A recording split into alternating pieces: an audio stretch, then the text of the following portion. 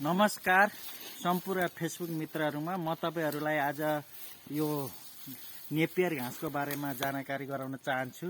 यो नेपियर घाँस अफ्रिका भन्ने देशबाट नेपियर भन्ने वैज्ञानिकले चाहिँ पत्ता लगाएको घाँस हो।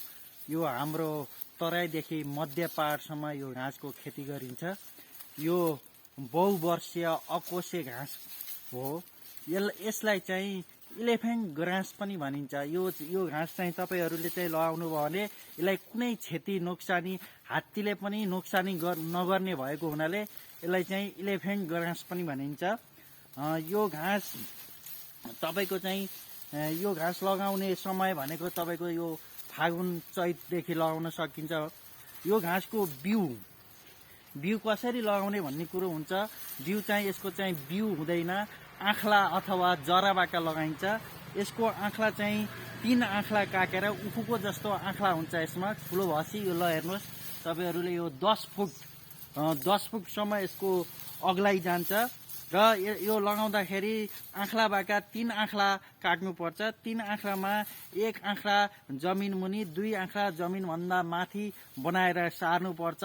जसरी सार्दाखेरि 45 डिग्रीको कोणमा चाहिँ सार्नुपर्ने हुन्छ।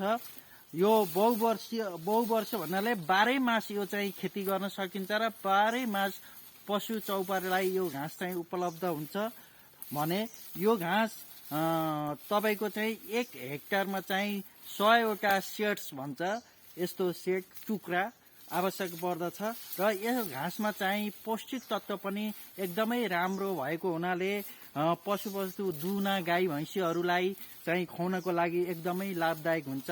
यसमा चाहिँ तपाईले कच्चा प्रोटिन 10 देखि 14% पाइन्छ भने तपाईको चाहिँ क्याल्सियम चाहिँ 2% पाइन्छ।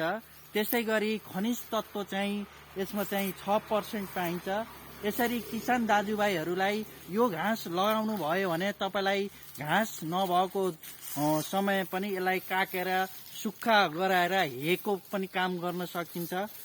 यदि तपाईहरूलाई चाहिँ घाँस नपाउने मौसम समयमा पनि यो घाँसलाई चाहिँ सुरक्षित तरिकाले राखेर सुकाएर राखेर पछि खुवाउन मिल्ने घाँस हो।